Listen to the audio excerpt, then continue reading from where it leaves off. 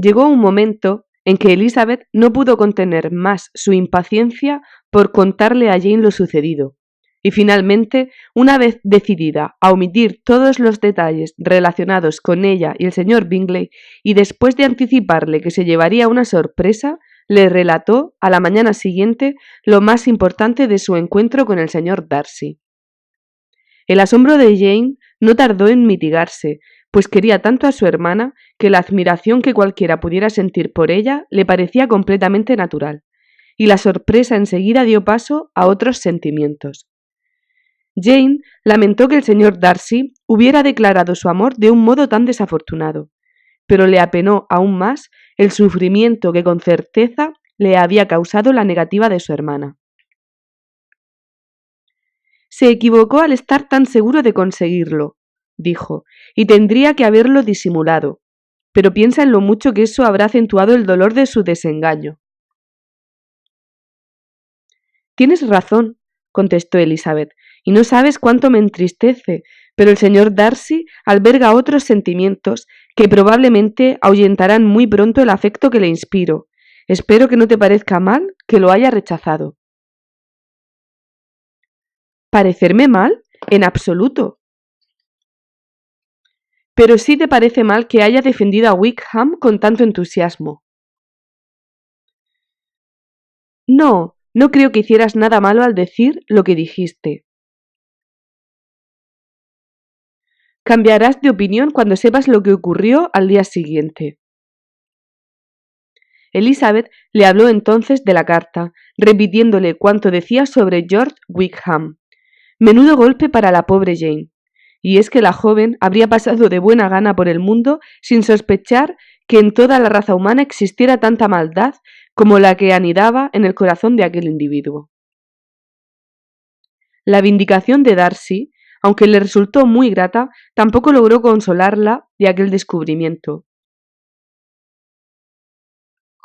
Luchó denodadamente por demostrar que podía ser un error, e intentó exculpar los actos de uno sin que el otro pareciera culpable. Vamos, no insistas, dijo Elizabeth. Jamás podrás justificarlos a los dos. Elige, tendrás que contentarte con uno. Entre uno y otro suman bastantes cualidades, las suficientes para hacer un hombre cabal, y últimamente éstas se han movido demasiado de un lado para otro. Por mi parte, me inclino a pensar que el señor Darcy es quien las atesora todas, pero tú puedes decidir lo que quieras.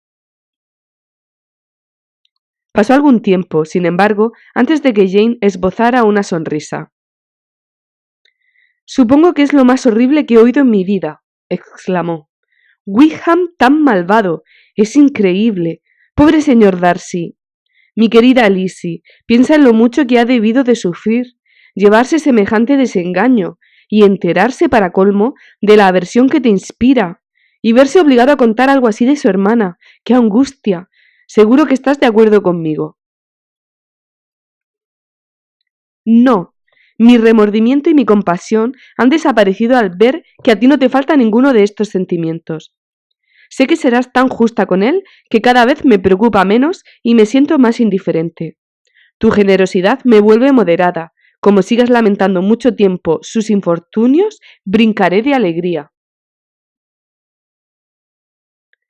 Pobre Wickham, con la expresión de bondad que hay en su rostro y la franqueza y amabilidad de su trato. Es obvio que en la educación de estos dos jóvenes se cometió un grave error. Uno posee la bondad y el otro la apariencia de ésta.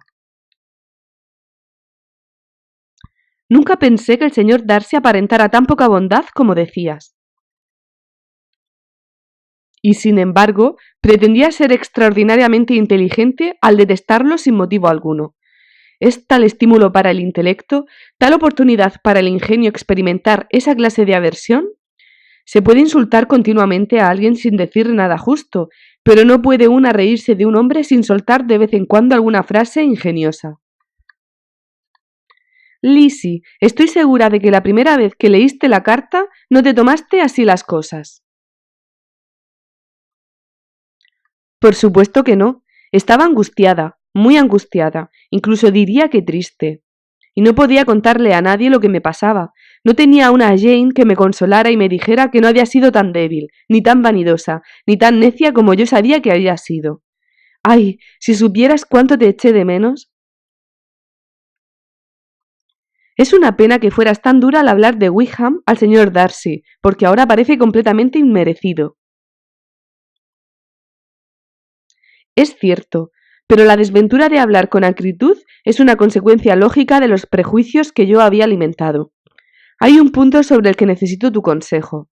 Me gustaría saber si debo informar o no a nuestros conocidos del verdadero carácter de Wickham. Jane reflexionó unos instantes antes de contestar. No creo que tengamos motivos para sacar a la luz algo tan terrible. ¿Cuál es tu opinión? Que no debo hacerlo. El señor Darcy no me ha autorizado a revelar nada. Por el contrario, al contarme todos los detalles relacionados con su hermana, confiaba en mi discreción. Y, si yo callara eso e intentara desenmascarar al verdadero Wickham, ¿quién me creería? Todo el mundo tiene prejuicios tan virulentos contra el señor Darcy que la mitad de la gente de Meryton se moriría del disgusto si alguien tratara de presentarlo de un modo halagüeño. No me siento con fuerzas. Wickham se marchará enseguida, así que no tendrá importancia para los habitantes de la zona saber cómo es en realidad. Algún día se descubrirá todo, y entonces podremos reírnos de ellos por no haberse enterado antes. De momento, no pienso decir nada. Tienes razón. Sacar a la luz sus errores podría ser su perdición. Quizá esté arrepentido de sus actos y arda en deseos de enmendarse. Debemos impedir que caiga en la desesperación. Este diálogo atemperó la agitación que turbaba el cerebro de Elizabeth. Se había liberado de dos secretos que llevaban 15 días pesando en su ánimo, y tenía la certeza de que Jane estaría dispuesta a escucharla siempre que quisiera hablar de alguno de ellos. Pero aún quedaba algo oculto en el fondo de su mente, algo que la prudencia le impedía desvelar. No se atrevía a decir nada de la primera parte de la carta del señor Darcy, ni a explicar lo sincero que había sido el afecto del señor Bingley por su hermana. Esa era una información que no podía compartir con nadie, y era consciente de que sólo el perfecto entendimiento entre los dos protagonistas justificaría que ella abriera su corazón a Jane. Y entonces, pensó, si algún día ocurriera algo tan poco probable, me limitaría a contar lo que Bingley podría explicar a Jane de un modo mucho más agradable. Solo tendré libertad para hablar de ese asunto el día en que haya perdido su importancia. Al instalarse en su hogar, Elizabeth dispuso de tiempo para observar el verdadero estado de ánimo de su hermana. Jane no era feliz. Seguía profesando un tierno afecto a Bingley. Como hasta entonces nunca se había creído enamorada, su cariño tenía toda la fuerza del primer amor, y a causa de su edad y de su temperamento, mayor firmeza de la que los primeros amores suelen mostrar. Apreciaba tanto el recuerdo de Bingley y sentía tal predilección por él que necesitaba de todo su buen juicio y de toda su preocupación por los sentimientos de sus familiares para no dejarse vencer por un desconsuelo que habría perjudicado tanto su salud como la tranquilidad de sus allegados. Lizzie, querida, dijo un día la señora Bennet, ¿qué opinas ahora de la triste historia de Jane? Por lo que a mí respecta, estoy decidida a no volver a hablar de ella. El otro día se lo dije a tu tía Phillips, pero no he llegado a saber si tu hermana vio en Londres al señor Bingley. Bueno, es un joven despreciable, y supongo que ya no existe la menor posibilidad de que Jane se case con él. No parece que vaya a volver a Netherfield este verano, y se lo he preguntado a todo el mundo que podría saberlo. No creo que regrese nunca a esa casa. Es muy libre de hacer lo que quiera. Nadie necesita que venga, aunque siempre diré que ha sido muy desconsiderado con mi hija. Si yo fuera ella, jamás habría tolerado semejante trato. Lo único que me consuela es que estoy segura de que Jane se morirá de pena, y entonces él lamentará su conducta. Pero, como eso no la consolaba en absoluto, Elizabeth prefirió no contestar. Dime, Lizzie, continuó diciendo su madre, entonces es cierto que los Collins viven con holgura, ¿no? Bueno, confío en que les dure. ¿Qué tal se come en su casa? Supongo que Charlotte es una excelente administradora. Si es la mitad de austera que su madre, ahorrará más que suficiente. Imagino que en ese hogar no hay ningún dispendio. No, ninguno.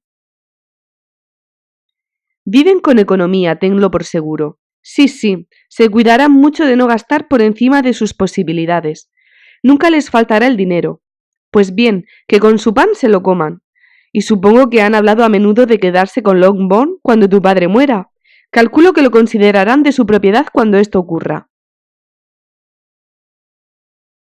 Es un tema que no podían sacar en mi presencia. No, habría sido extraño que lo hicieran, pero estoy segura de que lo comentan a menudo cuando están solos. Bueno, si no les importa heredar algo que no es legalmente suyo, allá ellos. A mí me avergonzaría quedarme con una casa y unas tierras conseguidas de esa manera.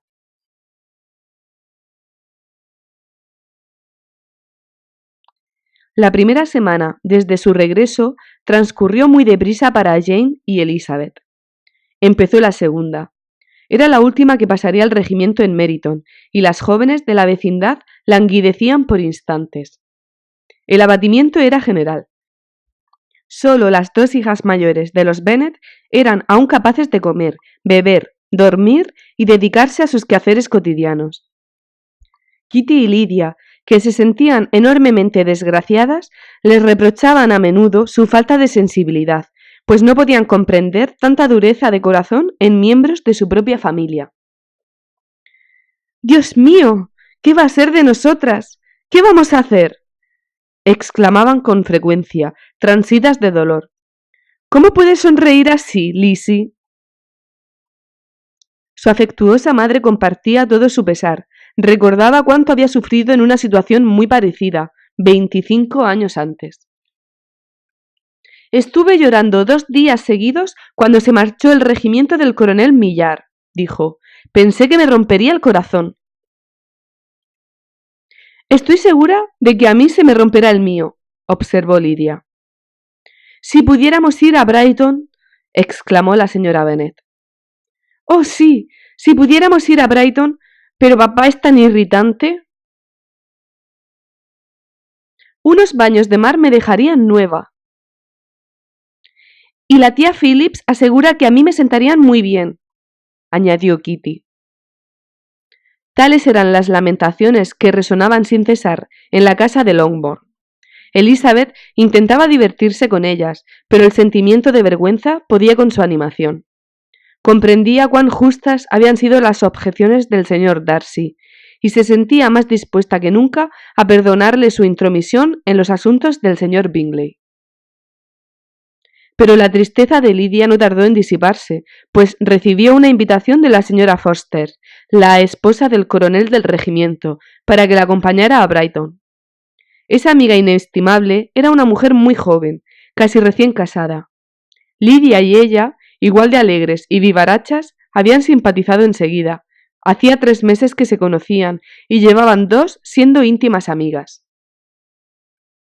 El entusiasmo de Lydia en aquel momento, su adoración por la señora Forster, el júbilo de la señora Bennet y el disgusto de Kitty resultan fáciles de imaginar. Haciendo caso omiso de los sentimientos de su hermana, Lydia corrió exultante por la casa, pidiendo a todos que la felicitaran, riendo y hablando más fuerte que nunca, mientras la infortunada Kitty se quedaba en la sala lamentando su suerte, y sus palabras eran tan poco razonables como malhumorado su tono. No sé por qué la señora Forster no me invita también a mí, protestó, aunque no sea muy amiga suya. Tengo el mismo derecho que Lydia, o incluso más, porque soy 2 años mayor. Elizabeth intentó que entrara en razón, y Jane que se resignara, mas todo fue en vano. La invitación, en lugar de suscitar en Elizabeth los mismos sentimientos que en Lydia y en su madre, le pareció la sentencia de muerte de cualquier posible muestra de sentido común por parte de su hermana. Y consciente del rechazo que despertaría si llegaba a saberse, no pudo sino aconsejar en privado a su padre que no le permitiera ir. Le habló del comportamiento irreflexivo de su hermana, de lo poco que le beneficiaría la amistad de una mujer como la señora Forster, y de la posibilidad de que con semejante compañía fuera aún más imprudente en Brighton, donde las tentaciones serían mayores que en casa. El señor Bennet la escuchó con atención y dijo: Lidia no se calmará hasta que haya hecho el ridículo en algún lugar público, y nunca podrá hacerlo de un modo menos costoso y molesto para su familia. Si comprendiera usted, señaló Elizabeth, el daño que puede causarnos a todas, mejor dicho, que ya nos ha causado, que la conducta alocada de Lidia sea del dominio público, estoy segura de que vería este asunto de un modo muy diferente. —Que ya nos ha causado —repitió el señor Bennet—. ¿Acaso ha ahuyentado a alguno de tus pretendientes? Pobrecita Lizzie. Pero no te desanimes. No vale la pena sufrir por unos jóvenes tan remilgados. Vamos, déjame ver la lista de todos esos infelices que se han alejado de ti por culpa de las locuras de tu hermana. Está usted muy equivocado. Jamás he sufrido esa clase de agravios. No me quejo de nada concreto, estoy hablando en general. Nuestra posición, nuestra respetabilidad pueden verse afectadas por la frivolidad, el descaro y el desprecio a la moderación que caracterizan a Lidia. Perdone, pero no puedo andarme con rodeos. Si usted, querido padre, no se toma la molestia de poner freno a su arrolladora vitalidad, de enseñarle que sus intereses actuales no pueden ser el centro de su vida, muy pronto Lidia no tendrá enmienda. Su carácter estará formado y a los 16 años será la mayor coqueta que jamás se haya puesto o haya puesto a su familia en ridículo. Y una coqueta en el peor sentido de la palabra, sin otro atractivo que la juventud y un físico aceptable, y cuya ignorancia y necedad le impedirán librarse del desprecio general con que será recibido su deseo de ser admirada. Y Kitty corre el mismo peligro, pues seguirá a Lidia donde ella quiera. Presumida, ignorante, perezosa y sin el menor control. Mi querido padre, ¿acaso cree usted posible que no se las censure y menosprecie donde quiera que vayan y que su deshonra no afecte a sus hermanas? El señor Bennet comprendió que la preocupación de su hija era sincera y cogiéndole cariñosamente la mano, contestó: No te inquietes, mi amor. Donde quieran que os encontréis, Jane y tú seréis respetadas y apreciadas, y no será ningún descrédito para vosotras tener dos, o, podría decir, 3 hermanas tan necias. No tendremos paz en Longbourn si Lidia no se marcha a Brighton. Deja que vaya. El coronel Forster es un hombre sensato y evitará que se meta en líos, y afortunadamente tu hermana es demasiado pobre para despertar la codicia de nadie. En Brighton no le harán tanto caso como aquí. Los oficiales conocerán a otras mujeres más interesantes. Esperemos, por ende, que su estancia le ilustre sobre su propia insignificancia. En cualquier caso, si se comporta mucho peor, estaremos autorizados a encerrarla bajo llave el resto de su vida. Elizabeth tuvo que contentarse con esa respuesta, pero su opinión siguió siendo la misma, y salió de la biblioteca de su padre triste y decepcionada. No era propio de ella, sin embargo, reconcentrarse en su dolor. Sabía que había cumplido con su deber, y no estaba en su naturaleza preocuparse por un mal inevitable, ni dejar que lo acrecentara su propia angustia. Si Lidia y su madre se hubieran enterado de la conversación de Elizabeth con su padre, no habrían encontrado palabras para expresar su indignación, a pesar de la locuacidad de ambas. En la imaginación de Lidia, un viaje a Brighton era un compendio de todas las posibilidades de felicidad terrena. Con el ojo creador de la fantasía, veía las calles de ese animado balneario repletas de oficiales. Imaginaba ser el centro de atención de docenas y docenas de militares aún desconocidos. Veía el campamento en todo su esplendor.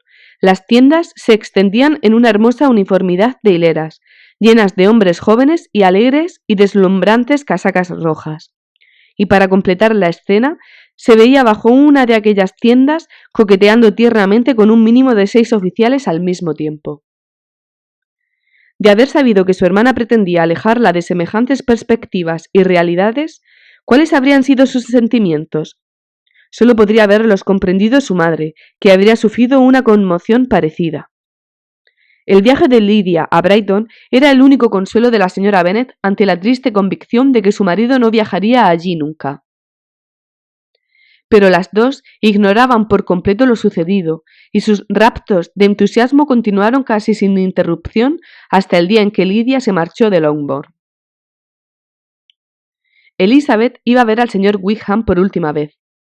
Como había coincidido con él varias veces desde su regreso, apenas se sentía turbada, y había desaparecido en ella cualquier emoción relacionada con su antigua debilidad por él. La joven había aprendido incluso a percibir cuán desagradable y tediosamente afectada y repetitiva era aquella amabilidad que tanto le había gustado en un principio. La forma en que Wickham la trataba ahora se había convertido, además, en una nueva fuente de rechazo para ella, pues la tendencia del oficial a reanudar las atenciones que habían caracterizado el comienzo de su amistad solo servía, después de lo ocurrido desde entonces, para irritarla. Perdió todo interés por él al verse distinguida con una galantería tan ociosa como frívola. Y al tiempo que evitaba con firmeza su obsequiosidad, advirtió el desprecio implícito en la convicción de Wickham de que, por mucho tiempo que hubiera estado sin dispensarle sus atenciones y cualquiera que hubiera sido el motivo para interrumpirlas, solo tendría que reanudarlas para que la vanidad de Elizabeth se sintiera halagada y él volviera a asegurarse su favor. La víspera de que el regimiento abandonara Meryton, Wickham cenó en Longbourn con otros oficiales, y Elizabeth tenía tan pocas ganas de despedirse amistosamente de él que cuando el joven se interesó por su estancia en Hunsford, ella le dijo que el coronel Fitzwilliam y el señor Darcy habían pasado 3 semanas en Rosings y le preguntó si conocía al primero. Él pareció sorprendido, disgustado, alarmado, pero recuperó la sonrisa tras unos instantes de silencio, y contestó que en el pasado lo había visto a menudo, y después de señalar que era todo un caballero, preguntó a Elizabeth qué opinión tenía de él. La respuesta de ella fue muy entusiasta. Wickham no tardó en añadir, con aire indiferente: ¿Cuánto tiempo dice usted que pasó en Rosings? Casi 3 semanas. ¿Y lo vio con frecuencia?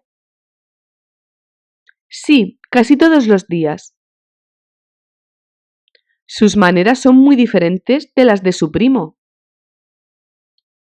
Sí, muy diferentes, pero creo que el señor Darcy mejora con el trato.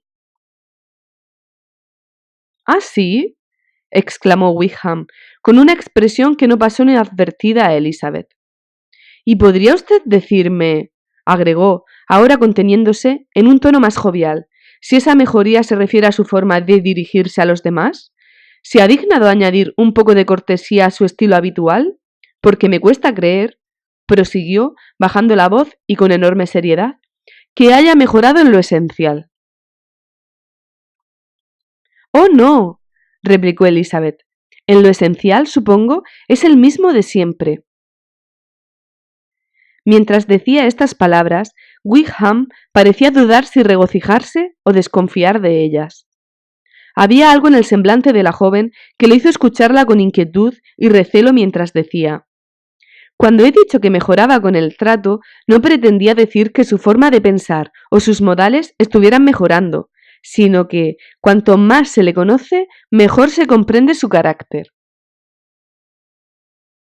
La alarma de Wickham se reflejó en el rubor de su rostro y en la agitación de su mirada.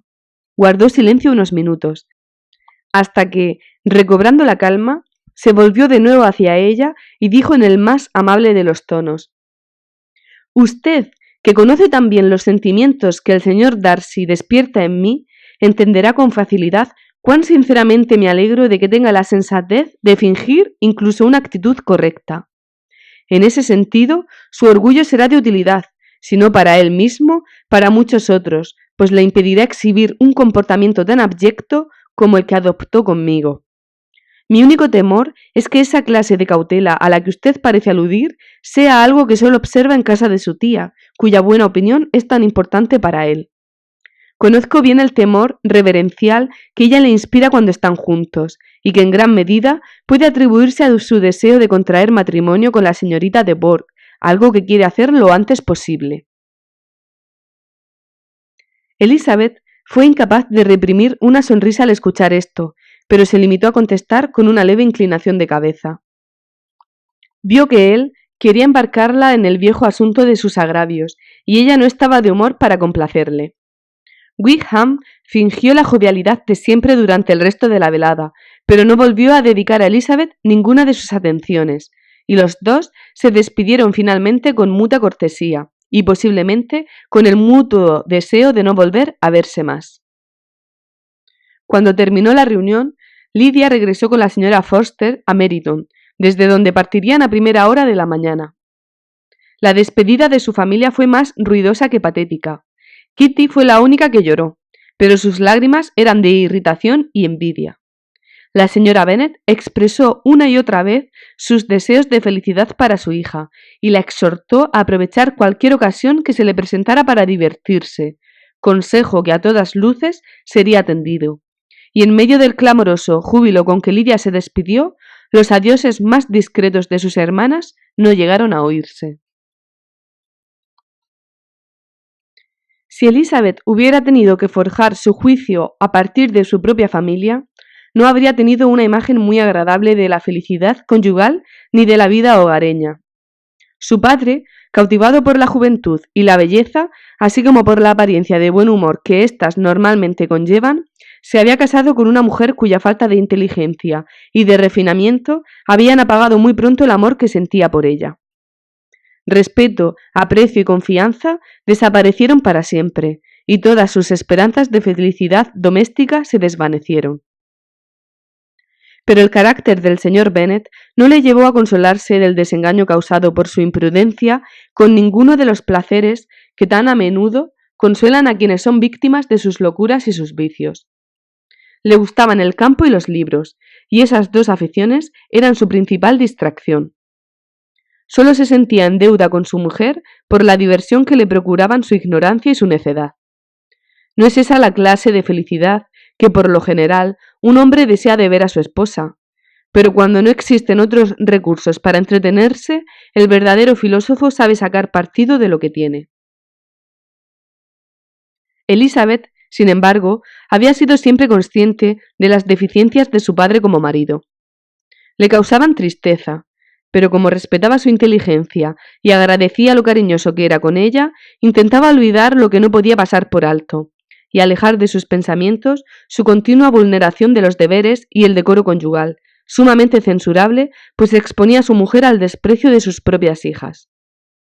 Pero hasta entonces no había cobrado conciencia del peligro que corrían los hijos de un matrimonio tan incompatible, ni había comprendido con claridad lo dañino que resultaba un intelecto fecundo pero mal encauzado, que de otro modo habría protegido la respetabilidad de sus hijas, aunque no hubiera sido capaz de aguzar la inteligencia de su esposa.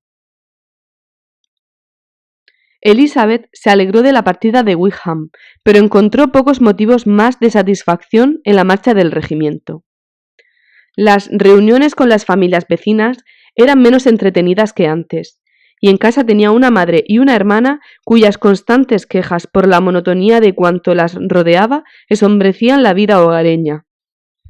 Y aunque es posible que Kitty recuperara con el tiempo cierto grado de sensatez, puesto que habían desaparecido quienes trastornaban su cerebro, Lydia, inclinada a cosas peores por naturaleza, vería probablemente reforzadas su insensatez y su osadía en un lugar doblemente peligroso por ser un balneario de moda y tener un campamento militar. Elizabeth, por tanto, descubrió lo que otros ya habían descubierto antes, que aunque se deseara con impaciencia, un acontecimiento no traía consigo, al producirse, toda la satisfacción esperada. Era necesario, por consiguiente, señalar otro objetivo para el comienzo de la verdadera felicidad, tener otro ideal en el que concentrar deseos y esperanzas. Al proporcionarle un placer anticipado, la consolaría del presente y la prepararía para un nuevo desengaño. El viaje a los lagos pasó a ser su mayor ilusión y el mejor consuelo para todas aquellas horas que, inevitablemente, el descontento de Kitty y de su madre volvían insoportables.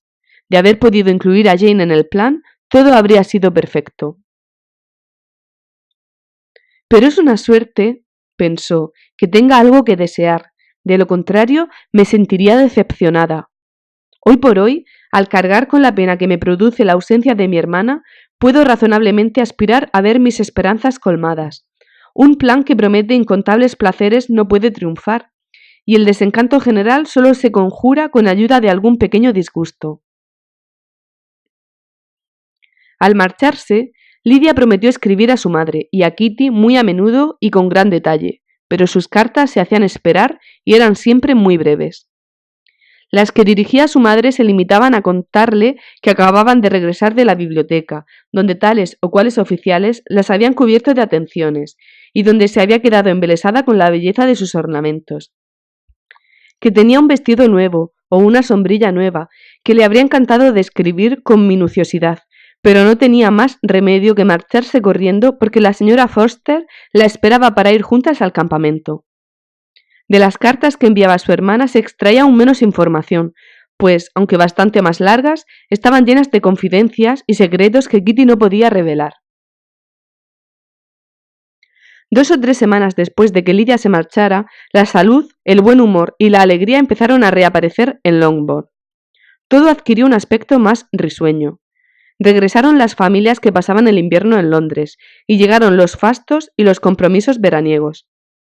La señora Bennet recobró su quejumbrosa serenidad, y a mediados de junio Kitty estuvo suficientemente restablecida para entrar en Meryton sin llorar, un hecho tan prometedor que Elizabeth albergó la esperanza de que cuando llegaran las Navidades, el buen juicio de su hermana le impidiera hablar de los oficiales más de una vez al día, a menos que, por alguna malvada y cruel disposición del Ministerio de Guerra, un nuevo regimiento se acuartelara en Meryton. La fecha fijada para su viaje por el norte se acercaba a pasos agigantados, y cuando solo faltaban 15 días, Elizabeth recibió una carta de la señora Gardiner, en la que le comunicaba que debían retrasar su inicio y reducir su extensión. Los negocios del señor Gardiner le obligaban a quedarse 15 días más en Londres y a regresar antes de que transcurriera un mes, y como eso les dejaba muy poco tiempo para ir tan lejos y ver todo lo que habían planeado, al menos con la calma y la comodidad necesarios, no les quedaba otro remedio que cambiar el distrito de los lagos por un recorrido menos largo. De acuerdo con el nuevo plan, no irían más al norte de Derbyshire. En ese condado había muchas cosas que visitar, por lo que pasarían en él casi las 3 semanas. La señora Gardiner estaba especialmente ilusionada. La ciudad donde habían transcurrido algunos años de su niñez y donde ahora pasarían unos días despertaba en ella la misma curiosidad que las famosas maravillas de Matlock, Claxworth, Dovedale o de Peck. Elizabeth sufrió una gran decepción. Ardía en deseos de conocer los lagos y seguía pensando que tenían tiempo suficiente. Pero no podía hacer otra cosa que conformarse, y como era optimista por naturaleza, no tardó en encontrarse perfectamente. Ante la mención de Derbyshire, fueron muchas las ideas que acudieron a su pensamiento. Le resultó imposible leer aquella palabra sin acordarse de Pemberley y su propietario.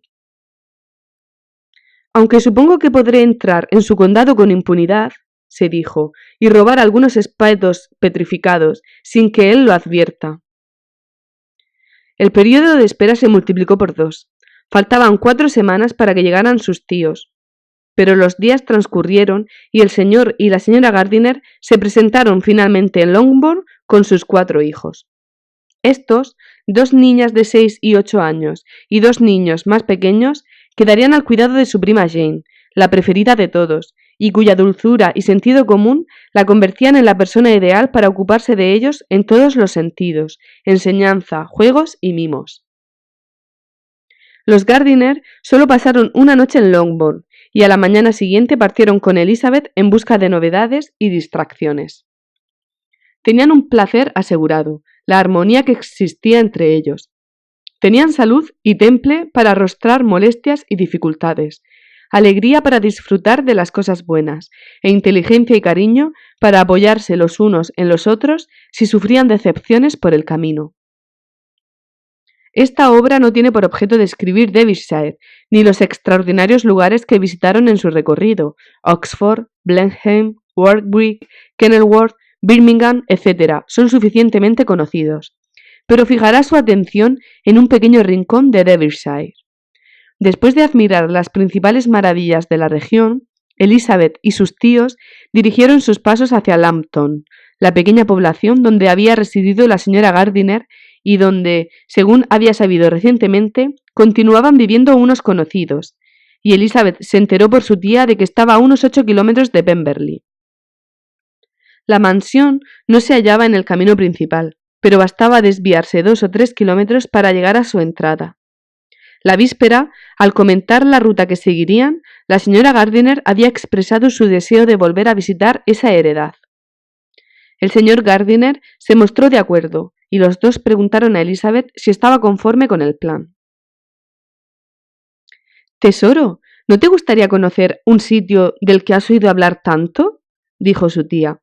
«Un sitio, además, relacionado con tantos conocidos tuyos. Ya sabes que Wickham pasó su juventud en él».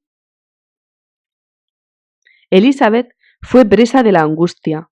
Pensaba que no debía ir a Pemberley y se mostró reacia a hacer esa visita. Afirmó que estaba harta de mansiones. Habían visto tantas que ya no le procuraban placer ni las alfombras suntuosas ni los cortinajes de satén.